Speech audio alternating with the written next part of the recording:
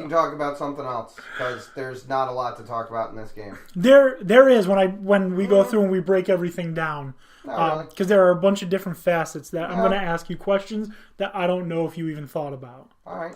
Shit, that's my answer to it. So, give me one. Christine just asked, how different would the game have been if it went to overtime before the Patriots won? Like, same outcome, but last score in overtime. I don't know what you mean by that, Christine. I think she means if would it have been... Would we be viewing it as being more entertaining, being such a low score going into overtime, and then the Patriots win in overtime?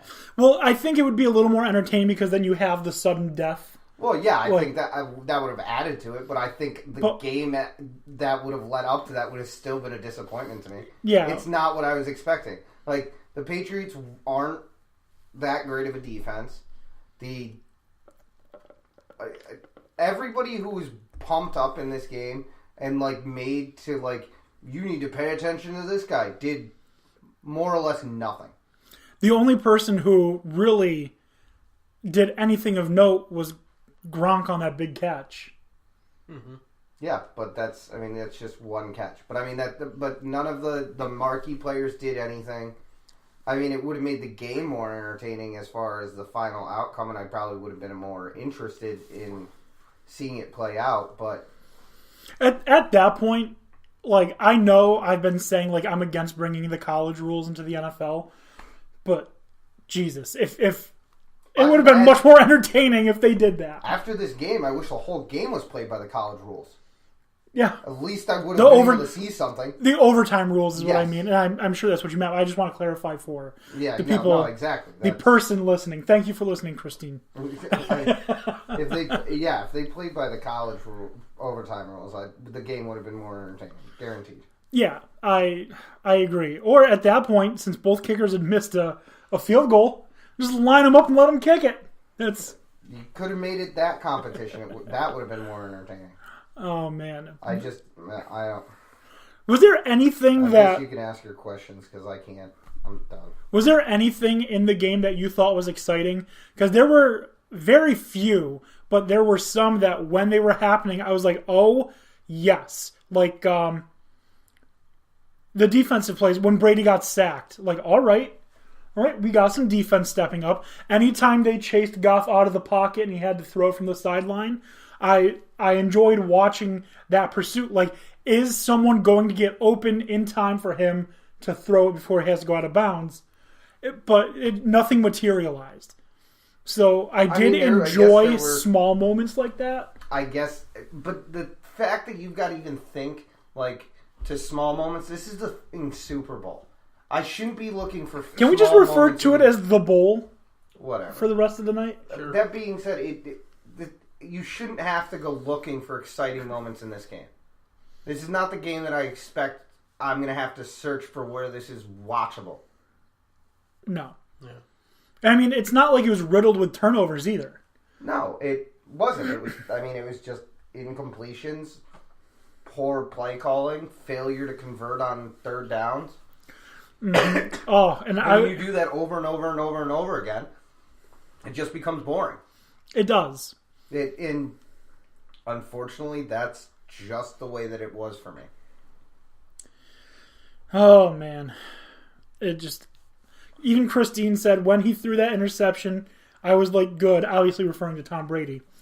That might shake him up, break his confidence, but then the whole game just flatlined. Well, yeah, no, the game started off, and that to me might have been the most entertaining part of the entire game, was when he threw the interception on the first drive. I was like, good. Maybe this is going to be a battle. I expected... Sure as hell wasn't. I expected 3-3, 7-3 in the first quarter. Something like that. Yeah, that's fine for the first quarter. Because the first quarter is feel out. Well, yeah, but I don't know. It was like starting your car last week in this area and hoping that it would warm up in time before you leave. No, your car just froze. It wasn't going to happen. No. And that's just what the game was. For those of you who don't know, because We have listeners in Arizona and California. Yeah, it was like 0 negative. We had negative temperatures here in New York last week. So, and that the game just didn't. Nothing happened, and it struggled to get going. And I don't know. You shouldn't have to ask me the question. Did anything about you excite you about the game? Because I just don't need, like, I shouldn't be looking for that. Not here. At another point in the season, maybe. Like, if I'm a fan of the Dolphins, maybe I'd be asking that to myself, but not in this game. Mm-hmm. No, it was, I don't even know how to describe the feeling that I had. It was just empty. I felt empty after, like, the Super Bowl 2 years ago, Patriots-Eagles, was a lose-lose situation for me. And if it wasn't for me hosting my Super Bowl party, I almost might not have watched it. Right. But it was a fun game.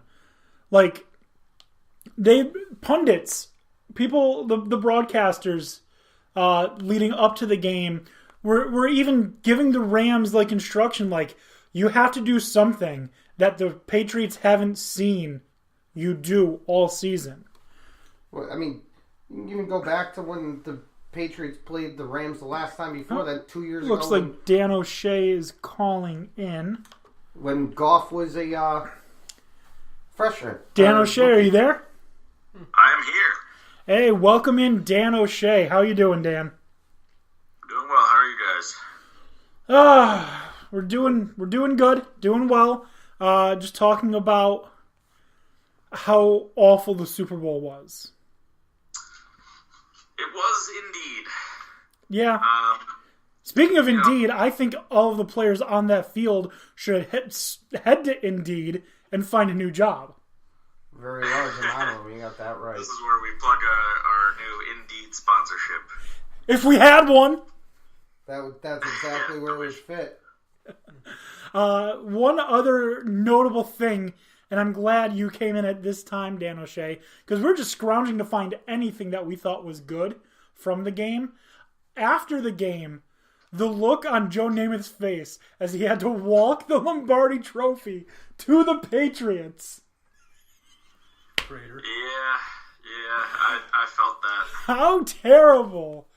Like, did he have, like, couldn't they, like, at the end be like, all right, Joe, we don't want you to have to present it to them, so we're going to switch you and Emmitt Smith. Emmitt will hand it to them.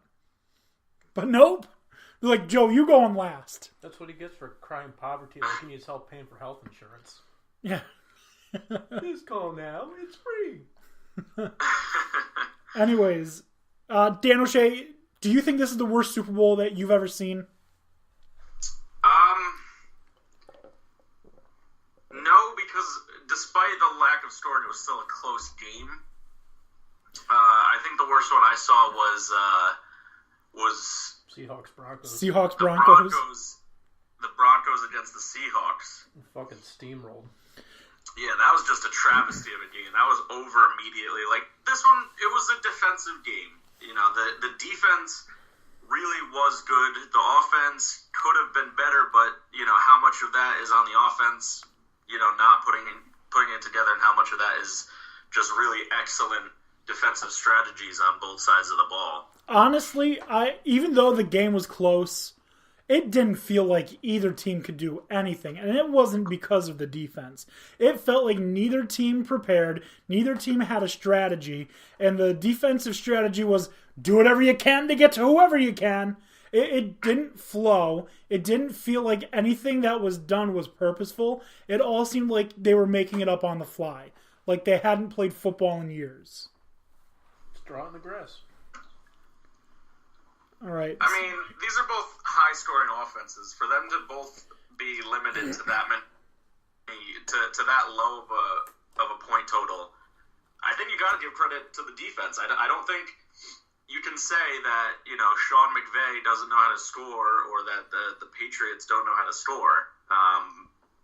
Certainly, they could have executed better. There were two dropped catches in the end zone, or broken up plays in the end zone for the Rams that looked like they would have been touchdowns. Well, the one was pass interference, Yeah. and the then second Goff one. threw the interception right after. Yeah. Yeah. So I just don't like the idea of Jared Goff being my quarterback in any situation. Jared Goff, like, I didn't even like him I had him on my fantasy bench most of the season. I hardly ever started him. the one thing that I will say, the reason I think the Rams offense looks so putrid is because if you just watch the difference between Tom Brady and Jared Goff in that game, it is insane. Tom Brady stepped up in the pocket and took almost every hit coming his way. Jared Goff ran from any little bit of confrontation. Even the ones where Until... crush him. Yeah. Like, flag, you touched Tom Brady. Well, no, I mean, I thought the referees did a fine job. I have, calls get missed, and you make up some really stupid calls sometimes. That's going to happen. 2 weeks ago. What was that? They must have heard us 2 weeks ago. They must have. Clean your shit up. Yeah. Well, I mean, they definitely heard loud and clear that they needed to get it together. And they did. I mean, it was a better called game, and as far as the calls that were being made, there wasn't something so blatantly obvious. I think the most obvious was that pass interference call. But then again, like BB's talking about, it's not like he didn't have other chances. It's not like that ended his chance. He decided to throw it to the other team on the very next play. Right. And honestly, like I said, watching Jared Goff, he didn't have time in the pocket, and he didn't make things happen. Tom Brady at least made a couple things happen. Like I said, he stood in the pocket, knew the hit was coming, and still stood there and took it. And maybe that's something that you learn after 3, 4, 5 years of being in these games, knowing how worth it is to take those hits if it means winning a Super Bowl. Brady knows that. He's done it.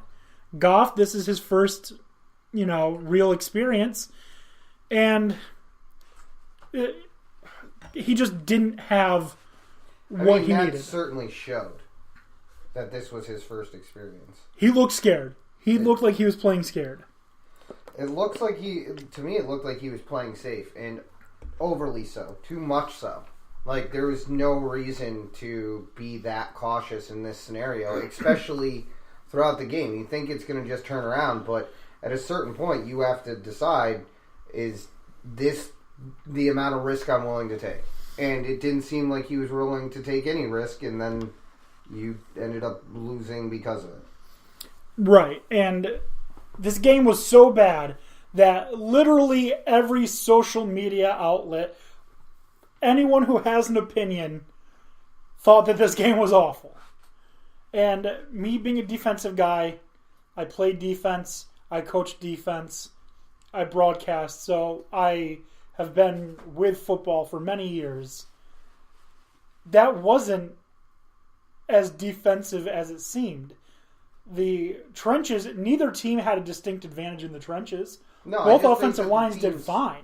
I think, if anything, the secondaries were probably the most impressive. I thought linebacking play was... Linebacking play, secondaries were not bad, other than the one thing that ended up killing the Rams was the fact that no matter what they did, they couldn't get a matchup that they wanted someone to step up and take on Julian Edelman. That was the main gripe. But, I mean, a lot of times on third down, secondaries came up big. They got enough into the quarterback to force the throw, and the pass wasn't always on and got knocked away a lot.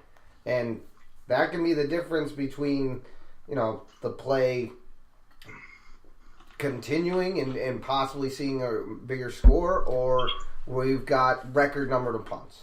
Right, and to go back to what Dan was saying earlier, Dan O'Shea was saying earlier, realistically, in the third quarter, it was fourth quarter, they were only one play away, making one play from it still being a tied game with that long pass to Gronk that I don't know how he brought it in, but it was nice.